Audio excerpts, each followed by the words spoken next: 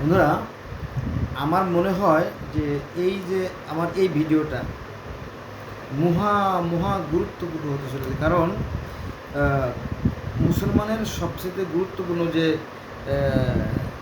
ভিত্তিটা সেটা হচ্ছে নামাজ। এই নামাজ নিয়ে আলেমদের মধ্যে অনেক মতভেদ আছে, অনেক দ্বন্দ্ব আছে, অনেক তর্ক আছে, বিতর্ক আছে, বাদ আছে। আমি সেখানে যাব না। আমি সরাসরি কোরআন থেকে, কোরআনের ব্যাপারে কি বলা হয়েছে সেটি শোনেন। বলা হয়েছে, তুমি তুমি তোমার রবকে মনে মনে সবিনয়, সবিনয় মানে কি, বিনয়ের সহিত ও সভয় মানে কি, ভয়ের সহিত অনুচ্চস্বরে, অনুচ্চস্বরে, অনুচ্চস্বরে মানে কি, শব্দ না করে চুপে চুপে মনে মনে সকালে ও বিকেলে স্মরণ করবে এবং তুমি উদাসীন হবে না। তুমি উদাসীন হবে না। এটা আছে সূরা আরাফ আয়াত নম্বর 205। কিন্তু এখন কথা হচ্ছে যে জান্নাতে কারা যাবে?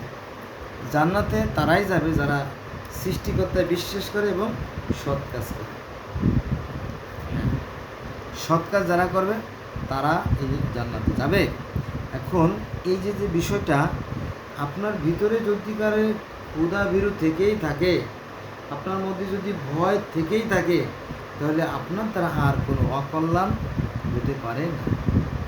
খলিফা ওমরের একটা কাহিনী আমরা জানি যে উনি রাতের বেলা ঘুরে ঘুরে জনগণের খোঁজখবর নিতেন।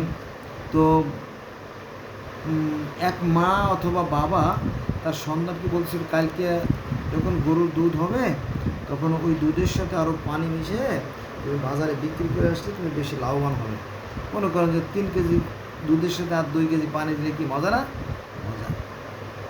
তো বললো যে না, এটা তো ঠিক না, এই দুধের মধ্যে পানি দিলে তো অন্যায় কাজ।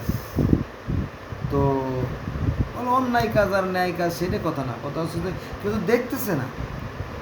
তো সেই শিশুটা বলো যে কেউ না দেখলেও তো সৃষ্টিকর্তা তো নিশ্চয়ই দেখেন, বুঝছেন? এইটা তো এই যে শিশু যে মনে যে সত্যিকারের যে বিশ্বাস ভক্তি, হ্যাঁ, তো কোরআনে আল্লাহ বলতেছে যে তিনি সর্বোচ্চ বিরাজমান, তিনি সব জায়গায় যখন আসেন তিনি সব কিছু দেখেন। তো এটা যদি সত্যিকার অর্থে আপনার ভিতরে সেই ক্ষুধা ভীরুতা থেকে থাকে, আপনার দ্বারা আর সৃষ্টি করে অকল্যাণ হতে পারে না। কোনো মানুষের ক্ষতি কেন, অন্য কোনো প্রাণীরও ক্ষতি হতে পারে না। এটা হলো বিশ্বাস। আর 2 নম্বরে সৎ কাজ। সৎ কাজ তো বিশাল ব্যাপার, তাই না? এই যে বৌদ্ধ ধর্মে কিন্তু অষ্টমার্গ একটা কথা আছে, মানে 8টা সত্যের কথা বলা আছে, ঠিক আছে? আপনার চিন্তা চেতনা, কাজ কর্ম, চলাফেরা, উঠা বসা সব জায়গায় সৎ আর সততার পরিচয় যদি আপনি দেন, তাহলে আপনি নির্বাণ লাভ করবেন, অর্থাৎ স্বর্গে চলে যেতে পারবেন। সেই ঈশ্বরের যে নূর, সেই নূরে নূরান্বিত হয়ে যেতে পারবেন। হ্যাঁ, ঈশ্বরের জগতে আপনি চলে যেতে পারবেন। একই কথা, ওই এক দেশের কালি আর এক দেশের গুলি, বুঝে গেছে বিষয় বন্ধুরা?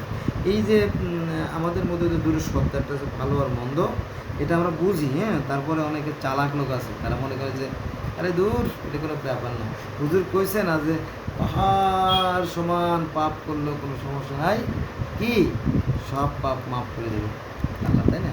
তো এই সমস্ত চালাকি চলবে না। এই যে ধোকাবাজি কথাবার্তা আলেমরা শিখায় যে কলেমা পড়লেই জান্নাতে চলে যাওয়া যাবে, নামাজ পড়লেই জান্নাতে চলে যাওয়া যাবে, রোজা থাকলেই জান্নাতে চলে যাবে, হজ করলেই জান্নাত চলে যাবে, জাকাত দিলেই জান্নাত চলে যাবে। হ্যাঁ, এটা সঠিক না।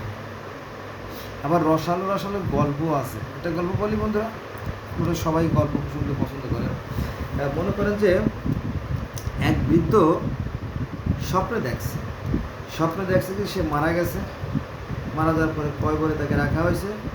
কয়বরে রাখার পরে আপনার আযাবের ফেরেশতা চলে আসছে। আযাবের ফেরেশতা আসার পরেও সঠিকভাবে উত্তর দিতে পারে নাই। উত্তর দিতে না পারার কারণে চারদিক থেকে সাপ এসে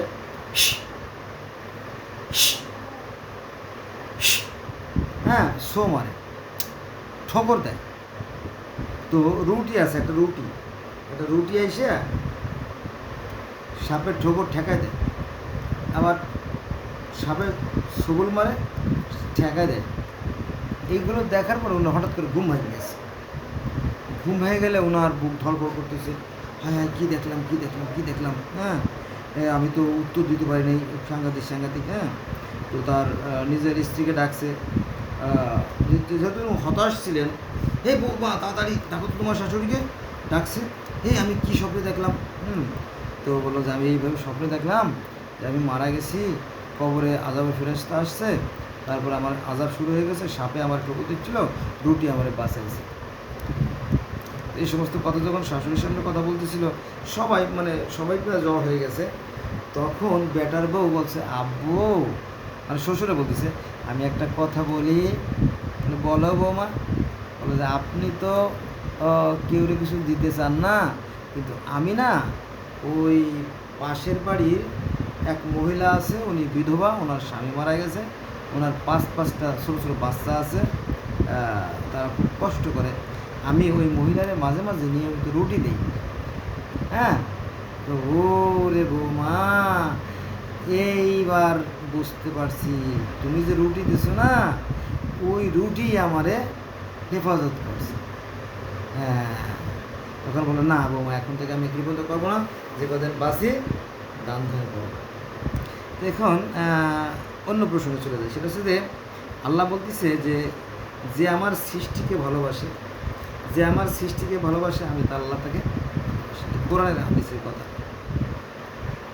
আপনি যদি 30 পারা কোরআন শরীফ পড়েন, তাহলে দেখা যাবে যে সেখানে আল্লাহ 4 ব্যক্তির সাথে যারা সৎকর্মশীল, যারা ন্যায়পরায়ণ, যারা মুত্তাকি এবং যারা পরহেজগার, এই 4 ব্যক্তির সাথে আল্লাহ থাকে। আপনি নামাজ পড়লেই জানা ছিল কিন্তু কোনো ওয়ারান্টি গ্যারান্টি নাই। বরং কোরআনে এই কথাও আছে যে কাল কিয়ামতের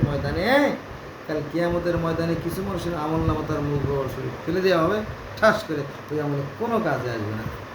তারা যারা অন্যের হক নষ্ট করছে, যারা অন্যের ক্ষতি করছে। আল্লাহ পাক কোরআনে বলেন যে 2 ব্যক্তির কোনো ক্ষমা নাই, যারা শিরক করে অর্থাৎ অংশীদারিত্ব করে, আর যারা অন্যের হক নষ্ট করে। কিন্তু এই যে আমি ভিডিও করার আগে একটা মেসেজ দেখলাম যে একজন চেয়ারম্যানের ঘরে 279টা কার্ড, 279টা কার্ড এবং 279টা মোবাইলের সিম এবং 279টা যে টাকা জমার যে রসিদ আর কি, এই যে আপনার গরিব মিসকিনদের যে টাকা, এই পরিমাণ টাকা এই চেয়ারম্যান মেরে নিজের টাকার পাহাড় করছে। এখানে হাজার কয়েনে আছে। তো এই হলো বিষয়, বুঝছেন? তো এগুলো আপনার আত্মার শান্তি থাকে না। অন্যায় কাজ করলে আপনার মনে শান্তি বাস করতে পারে না। ইহকালে যেমন আপনার ভিতরে দ্বিধাদ্বন্দ্ব কাজ করবে, পরকালেও কঠিন সমস্যার সম্মুখীন হয়ে যাবেন। অতএব ভালো মন্দের জ্ঞান আল্লাহ আপনাকে দিয়ে দিয়েছে, কোন পথে যাবেন এটা আপনার একান্ত অভিপ্রায়। আল্লাহ হাফেজ।